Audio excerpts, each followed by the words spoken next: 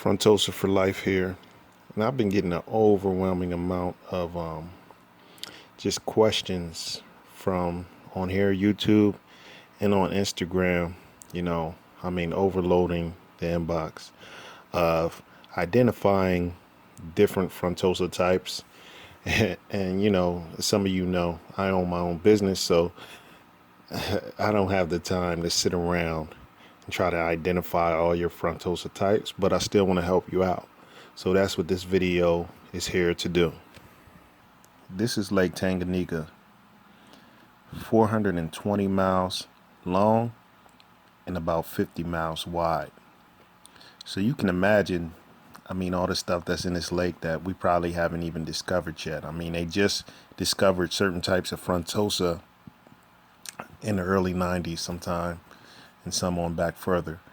But we'll start with most of the basics, and you can check out this Frontosa chart here.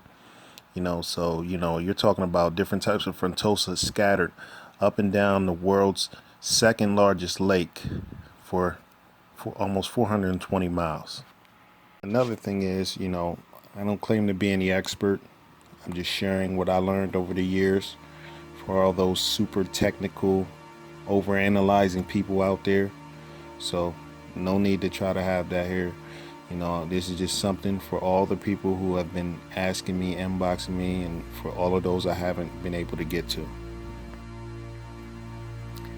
So, the more common types of Frontosa, Cyphotilapia, starts at the top of the lake. As you go further down, it turns to Gibberosa, which you get into, some of the more rare type of Frontosa.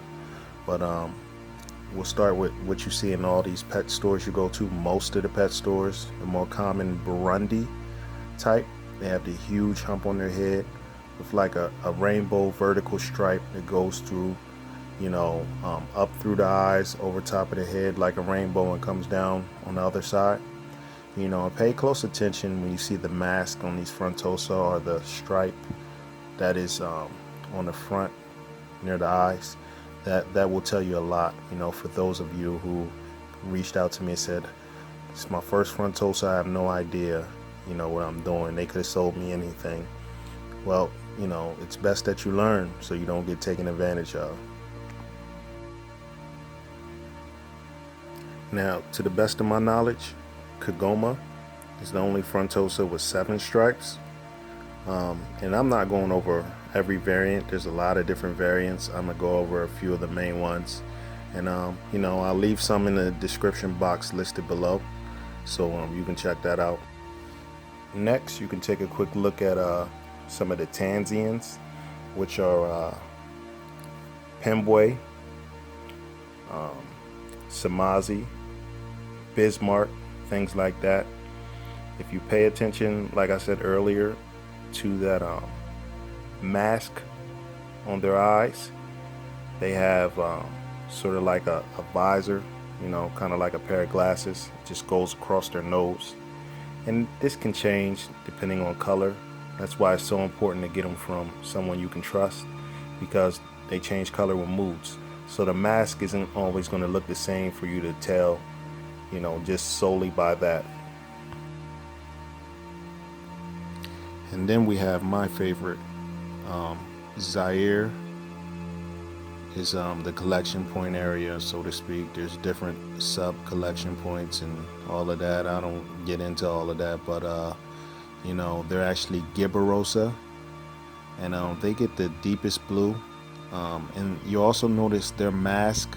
Most people call it like a Zorro mask, the way it goes across the front and then comes down just a little bit below the eyes. So that's something to look for. But there's Moba, there's Kapampa, there's Katumba, and I keep what's called Mikula. They've been discovered, probably no more than a decade ago or something like that. They're fairly new. You have Lepota. There's different sub collection points, and what it all boils down to is the money. That's why a lot of the guys I know who's been doing it 20 plus years, don't trust some of the collection points anymore. That's why I say it's important to get from someone you trust, especially if you're getting wild caught like me. Yeah, they're the deepest blue, and you know, it takes the dive teams a while because they also live the deepest, so sometimes it takes several days to bring them up so they don't get the bends and die. So it's pretty interesting stuff.